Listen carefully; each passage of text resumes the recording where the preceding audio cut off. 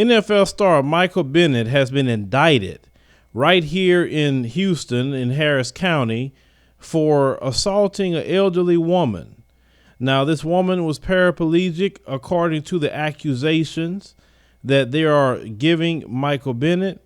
But I want you to hear exactly what he's being accused of. And I want to make sure to play this press conference from the Houston police chief. And then we're going to go through it and then really talk about this because we all know what they're trying to do. Everybody, thanks for your patience and thanks for coming by. Just wanted to talk a little bit about the arrest or the pending case that was just indictment is handed down on Mr. Michael Bennett, NFL player Michael Bennett. I'm going to walk you very quickly through the incident, how it occurred, our investigative actions, and then I'll open up the questions.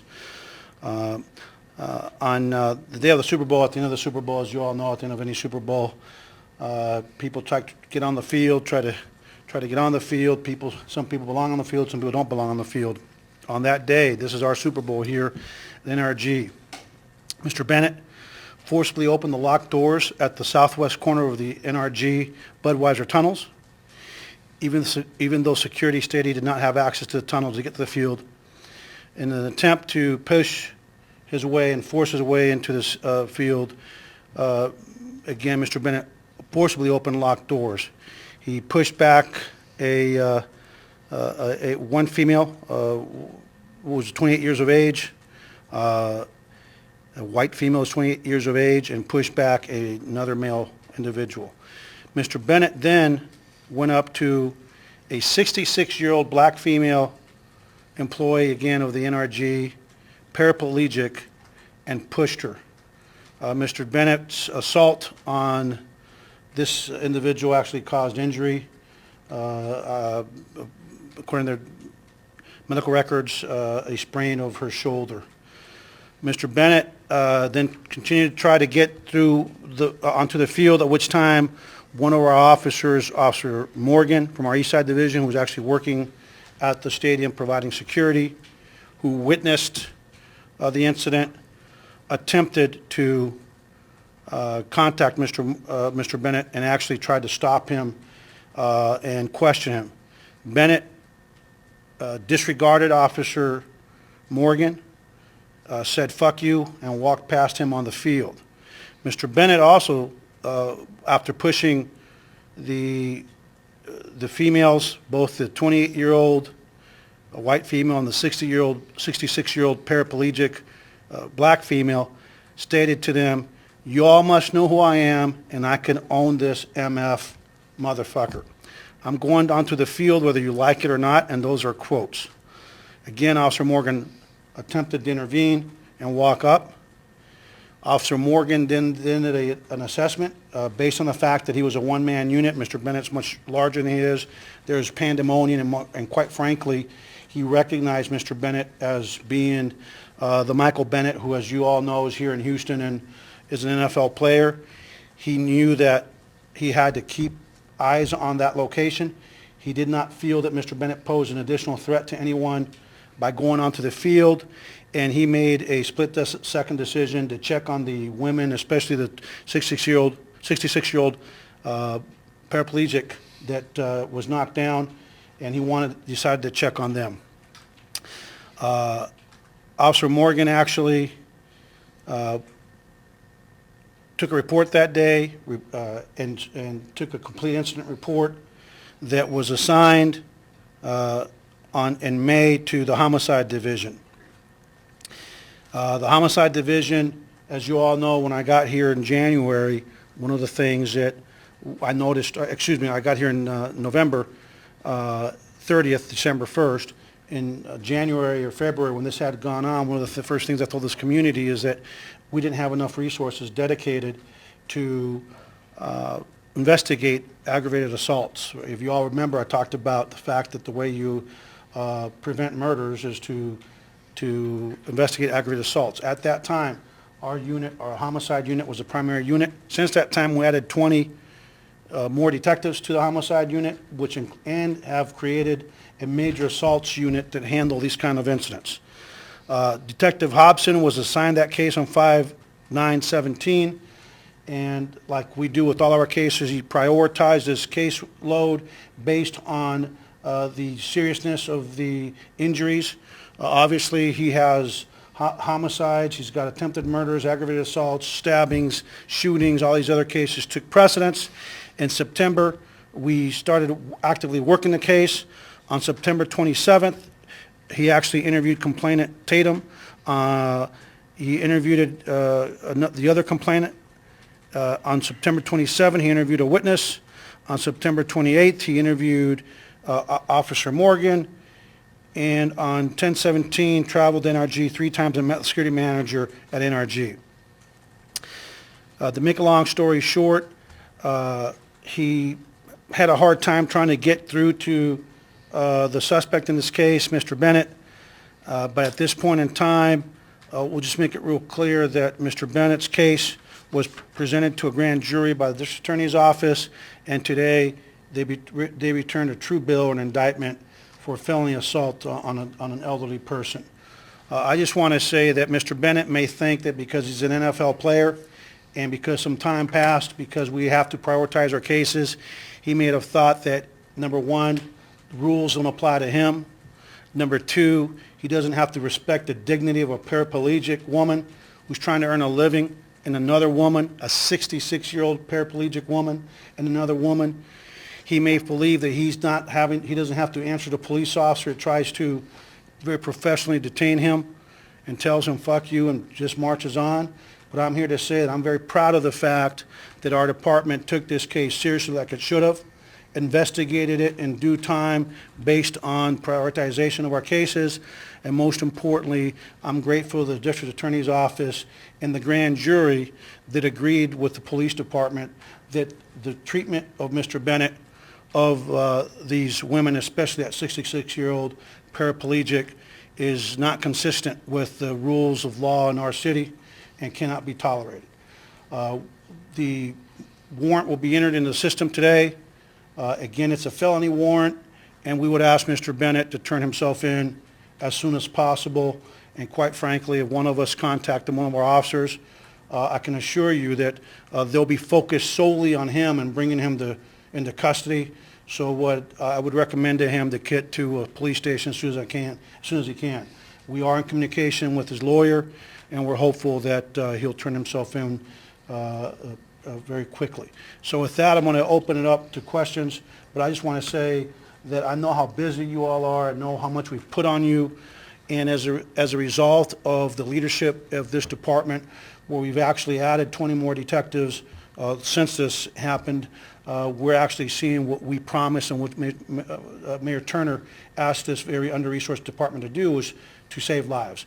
Again, in a world of conspiracies, I'm just going to say right now, in a world of, we got to find something to complain about, this case took some time, but it took some time because we assessed the threat to the community, and quite frankly, we put cases that involve stabbings, shootings, and other serious crimes. Not that this is not a serious crime, but we knew exactly where to find this man, and we knew that as soon as we got to work on it, we'd be able to make that case. We did make that case, and now I look forward to the criminal justice system working and moving forward on this. So with that, I'll open up to any questions. I need a couple questions. Is there video of the incident? Have you seen it, and can you describe it for us? There is no video at that location. No video captured that incident, but we had a police officer, Officer Morgan, who witnessed it, and again, that was complete and total disregard for the authority of that officer, complete and total disregard for the authority of the security personnel, and complete and total disrespect, and criminal assault on several people. But most certainly, I think it's very offensive to me that a man that's supposed to be an example, a professional athlete, would think that it's okay to treat people like this. And I'm, again, grateful that the guy that decides to push a 66-year-old black female paraplegic little old woman that's trying to make a living, making a fraction of what he's making, not only did they have to put up with his verbal abuse, but had to put up with his physical assault, and I'm glad that we had the outcome that we had today in the grand jury. And again, I want to thank Kim Ogg and her team with working for us, with us. Did his attorney offer any kind of explanation, or what did his attorney say? Well, this case is going to go to trial, obviously, or potentially, or it's still going to move on in the criminal justice system. I don't want to, I think you're going to have to call his attorney and let him speak for them. But I can tell you that we're certainly weren't going to tolerate this behavior. And the way we treat, this is the way you treat two women, especially a 66-year-old paraplegic. It's very telling of his character, and I'm glad that we're at today. I can understand the caseload because I think we've all seen how you restructured the department. But the thing is, I remember after Super Bowl 51, the heightened priority to find Tom Brady's jersey. That impacted no one, not a 66-year-old paraplegic woman. And the thing that I'm having trouble understanding is you got a report of that night. You also got this report of this assault. How did that one supersede? Yeah, I mean, that's a really good question that you're asking. Let me just say this. I could care less about that jersey. I told you all then. If you recall, the lieutenant governor talked about calling out the Texas Rangers. I could care less about that jersey. But here's the difference. We knew who the suspect was in Mr. Bennett. We knew what he had done, and we knew where to find him. The only reason I had an interest in that stupid jersey was that this is supposed to be the most secure event on planet Earth. And someone, by the way, remember that the only people that are responsible for, there's only 2 locations in a Super Bowl arena that the NFL security is responsible for, and that is the locker room. The reason that we actually were interested in making sure we find that is because we know there's another Super Bowl coming. We know that it is the eyes of the world in that Super Bowl. We know it's a tremendous faces potential threats from our enemies. And my question that I asked my team, how in the world did somebody get through all that security and take the winning quarterback's jersey on that day?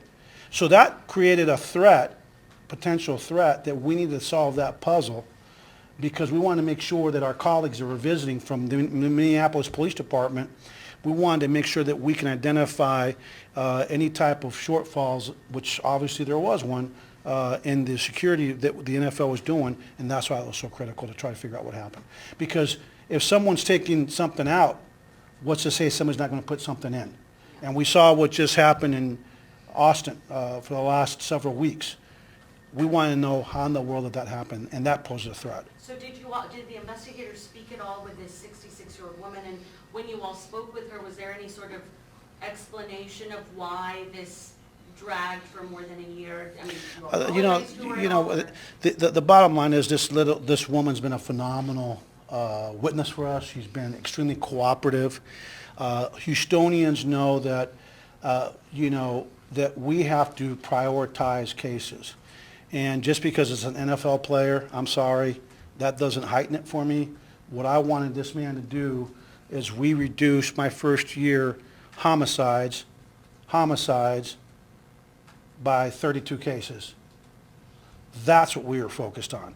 This year, because we've done all the things that we've done, homicides year to date are down about 12% as of today, on top of what we were down last year. So, you know what? She knew that we were on it. She's been very cooperative. She's a person, a member of this community, and she knows that we want to get her justice, but we have to prioritize. And the other thing is, once we started working it, it's not like the NFL and Mr. Bennett was the easiest people to interview, which we wanted to get that interview, and you got it, right? So. And more about the victim, does she still run security over at the stadium? She doesn't run security. She works for NRG. I'm not sure if she's still working there. She still works there. Anything else? Well, I mean, I've got some of that information here, but on some of these folks, but I will just wait for that to come out later on in the case. I can tell you that she had to get medical treatment, and she had to be prescribed medication, and other things that she had to deal with. You can imagine being a 66-year-old paraplegic woman and some big guy just knocks you on your butt because he wants to get on the field. I'm sorry, that's not the way it works. And quite frankly, it was that important. He should have gotten together with the NFL to make sure he had the proper credentials and planned ahead. How was she, did he like push her out of the wheelchair? How did he Did you want to injure talk her? about it? Yeah, let me let the detective give you that detail. So for that specific question, she was in a pretty heavy motorized wheelchair, and so it pushed her back and kind of strained her shoulder. You know what I mean? Like because of the force. I mean, I believe the chair's about 800 pounds. That's what she told me. Do you know what so he hits her, pushes her back. Do you know what the wheelchair hit? The wheelchair Like, hit didn't something move. else? The wheelchair didn't move. It's 800 pounds. Oh, That I'm sorry, I'm sorry. that kind of strained the I shoulder. got you, right. Just the impact. Exactly. I got you, That's pretty pathetic. yeah. Was what she was using, was it more one of those scooters, or was it actually? It's a motorized wheelchair. She is a fully paraplegic. She has no, from mid-chest down, nothing. So while there is no video detective that kind of captures this incident, you all did take a report that day. Did that include photos or any other, things captured by the officer that is going to help in this case, or is it literally like he said, she said? I took pictures when I began my investigation. There were no pictures at the scene. She elected to seek medical attention, and that was our chief priority. Got it. What is her specific, does she like take tickets, or what is her specific? There's no tickets there. Do you know? Yeah, it's just wherever they're assigned, just general. Yeah. You got to have certain credentials at any NFL game, any sporting event. You can't just walk anywhere you are. And the Texans do a really great job of providing employment to our entire community, including people with physical disabilities. I've seen these folks out there. They're just salt of the earth folks, and I think it's pretty pathetic that you would put your hands on a 66-year-old paraplegic and just act like they don't exist, and treat them this way. So, again, to your point, the bottom line is we knew who he was. The officer knew who he was. It would have been very easy for this officer to lose perspective of what he was supposed to be doing, which is making sure in the pandemonium at the end of the game to make sure that a true threat didn't get through there, especially in the world that we have today with active shooters and bombers and all these other things that are going on. That young man made a split-second decision. I think it was a very good decision. Could he have chased him down? The truth of the matter is, the second he passed by him, told him to pound sand, he wanted to check on this person, turns around, he's gone, and he lost sight of them anywhere. I was on that field after that game, and it was, if you guys remember, it was pretty crazy. So his priorities were set straight. It shows you that cops get paid to think and make split-seconds decisions. He recognized who it was. He immediately generated the report he was supposed to generate. He provided enough initial detail in his report that gave us the opportunity to assign it. A few months later, when it got out of the queue to homicide, and as soon as it got to the top of our detective and homicide and major assaults unit, the case was worked and he's been indicted. And when I heard that whole press conference, I said, you know what, we're going to take this line by line. I want to make sure I write this stuff down so we can go over it, because all this doesn't make sense. Now, Michael Bennett is a millionaire. Okay, let's just put that up here. He's not Pookie and Ray Ray or Man. He is a millionaire. He don't have to go and force himself anywhere. But they said that he forcefully opened up a door that was supposed to be locked, right? So they're trying to act like he just breaking in the place. Then they want to say, oh, well, it was one white female. They made sure to add white. Now, does it matter at the end of the day what the race is? If it's an assault, let's think about that. Why does the race matter? I'm going to tell you why the race matter. Because they want the potential jury, which they're going to try to fill it full of white folks, and say, hey, this big black man, this uppity Negro that think he's better than you because he has millions of dollars and he should be grateful for the millions of dollars he has. He put his hands on a white woman. That's the first thing. And they're like, oh, no, we can't be having that. No, we're going to throw the book at him. See, that's why they have to make sure to point that out, okay? Then he turns around and says, one male. He never says the race of the male. Why? Why isn't his race important? It makes me believe that the male was black, or maybe he was Latino or whatever. Because if he was white, I think he would have mentioned that. Then he says a 66-year-old black female that's a paraplegic, and they said that he pushed this woman so hard that she sprained her shoulder. And we're going to get to her even being in any vicinity where high traffic security, something that's really important for her to be there. We're going to get to her. Now, they said he attempted to access the field, and then a cop saw this and tried to stop Michael Bennett. Now, if the cop tried to stop him, why didn't he stop him? Why didn't he call backup? Why didn't he arrest him if he was doing all the stuff you say he was doing? If the cop saw this whole incident, then you saying the cop saw an assault and he didn't try to get the guy in the moment he saw it? That doesn't make sense. They go over and over again, once again mentioning race. Now, they said, oh, yeah, the cop said Michael Bennett was so large and he couldn't do nothing with him, because they have this, the super Negro, they so dark skinned and big and strong. That's why we need about 100 cops for one black man. You get what I'm saying? So you mean to tell me that you were scared of this one black man, but yet you got a taser, you got guns, you got whatever else. Why all of a sudden his size means something all of a sudden? That didn't stop Darren Wilson from shooting Mike Brown, just for giving an example. What the size had to do with it, right? So the cop said that he was Michael Bennett, didn't pose a threat to anyone. So that's why he went and turned and went to do something else. Well, wait a minute.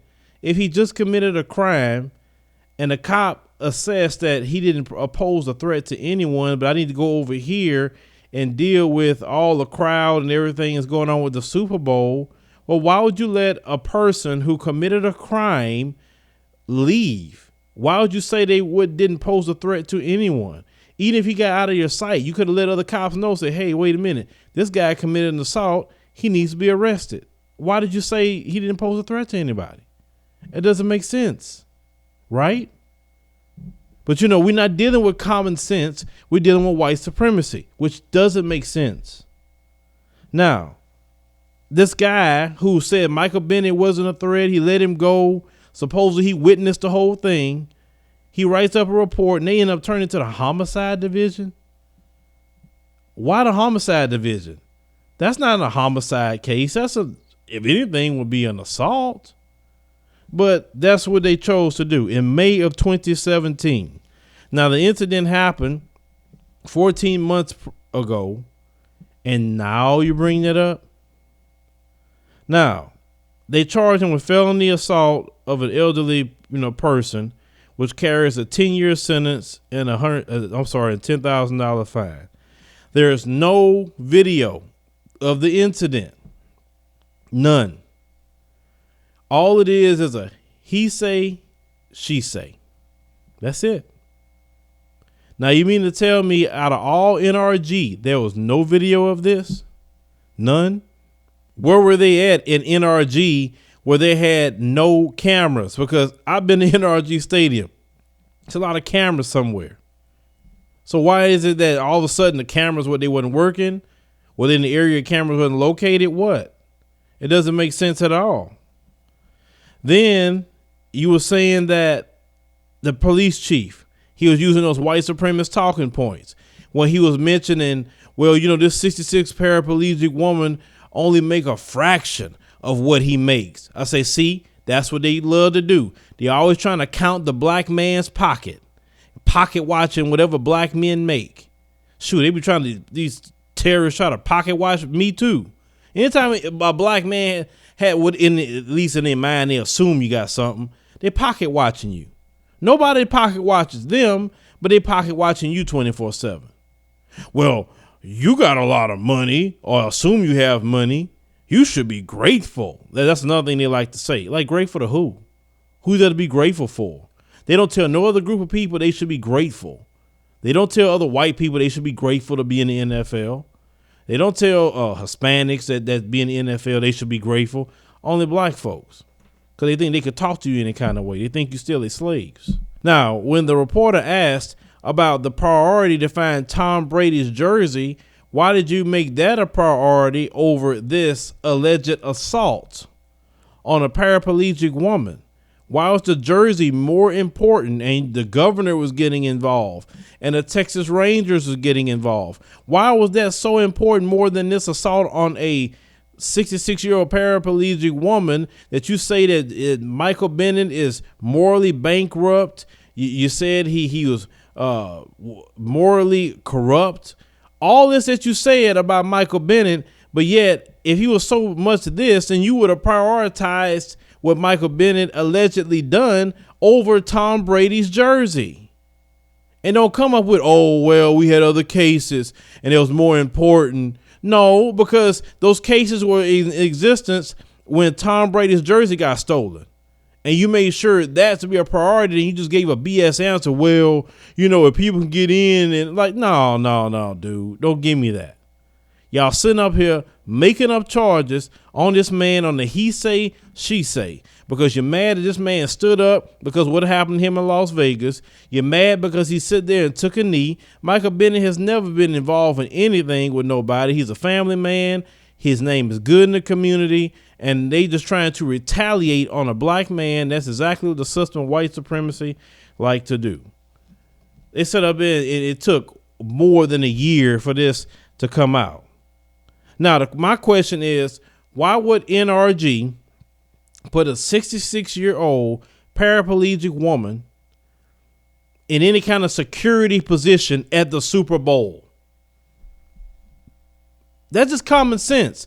No one would put a 66-year-old woman in a security position at the Super Bowl where you have all these people coming in and out or whatever, and yet you have to have a 66-year-old woman in a, what they say, an 800-pound wheelchair. What is she going to do? So why would you put her in that position? It doesn't make sense about the whole thing.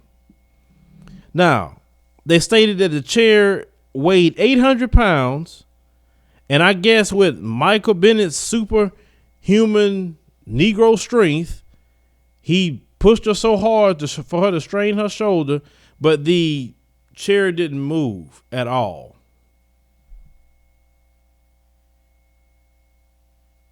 He pushed her into the chair, but the 800-pound chair didn't move at all. So what would be the point of pushing her? I don't understand that. Okay.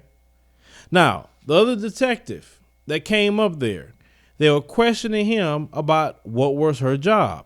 He had no answer. So you mean to tell me that you've been investigating from May of 2017, and then y'all come out now about some charges, and you didn't know what her job was? And then a police chief saw you didn't have an answer. That's why Herb stepped in, because you were stuck. I called BS. Now, his sister, Ashley Bennett, this is what she has said. We'll put this up on the screen. She said that don't believe everything you see in the news. People will say and do anything to bring successful people down, especially to get money out of you. Disgusting. I was there. I literally have the video on my phone. Lawyers won't let me post it at the moment, but man, y'all are sick. How you gonna want to do something about it, which is nothing, over a year later? Oh, because they figure out how much you worth? F out of here. My blood is boiling. I got to sign off. Y'all stay blessed. So the sister say she got the video. That they haven't even seen the video yet, but it's a he say, she say to bring a black man down. Let me tell you something.